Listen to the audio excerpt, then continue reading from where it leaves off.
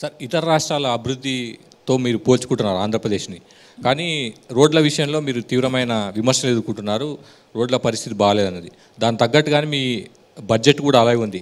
యావరేజ్గా దేశంలో ఉన్న రాష్ట్రాల బడ్జెట్ చూసుకుంటే రోడ్ అండ్ బిల్డింగ్స్ కోసం 4.5% ఉంటే ఆంధ్రప్రదేశ్ది 2023-24లో 1.8% మాత్రమే.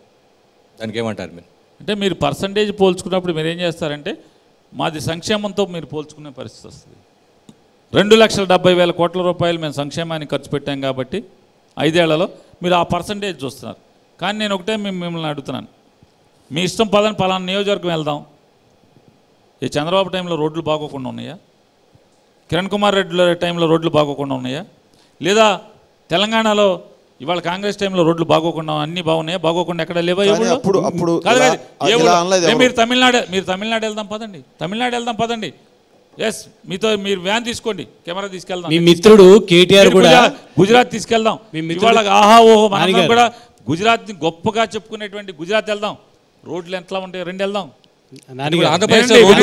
ఏ ఊర్లోనైనా ఏ రాష్ట్రంలో అయినా అమెరికా లాగానో ఆస్ట్రేలియా లాగానో ఒక మెల్బోర్న్ సిటీ లాగానో అద్భుతంగా రోడ్లు ఎక్కడ ఏ రాష్ట్రంలో ఉండవు.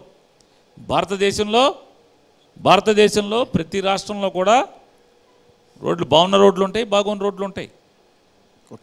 చెప్పారు కదా 2,75,000 కోట్ల సంక్షేమానికి ఇచ్చాం, సంక్షేమంతో మేము రోడ్లకు పెట్టిన బడ్జెట్ పోల్చుకోవాలని. లే మీరు పర్సంటేజ్ మీరు 1.4% ఆ పర్సంటేజ్ అని మీకు పర్సంటేజ్ ఎక్కడి నుంచి వచ్చింది?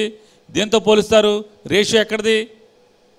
మొత్తం బడ్జెట్ సైజును బట్టి తీసుకుంటారు. అదే నేను చెప్పేది అదే.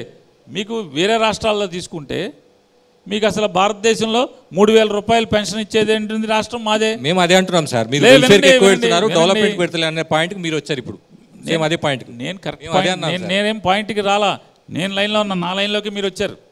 ఓకే, చెప్తా మీకు. మీరు బీహార్ రాష్ట్రం తీసుకోండి, లేదా ఉత్తరప్రదేశ్ రాష్ట్రం తీసుకోండి, తమిళనాడు రాష్ట్రం తీసుకోండి. మీకు ఎక్కడైనా పెన్షన్ ఎంత వస్తుంది, ఎంతమందికి ఇస్తున్నారు? ఇదే మేమేమి ఆయాచితంగా ఊరికి ఎవరికాళ్ళకి పంచిపెట్టే పరిస్థితి కాదు. మీరు ఒక్కసారి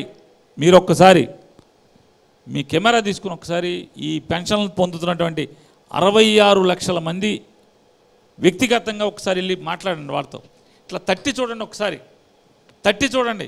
వాళ్ళు బతుకుతున్నటువంటి బతుకులు ఎట్లా ఉంటాయి, వాళ్ళు ఎటువంటి ఇంట్లో ఉంటున్నారు, ఎలా జీవిస్తున్నారు.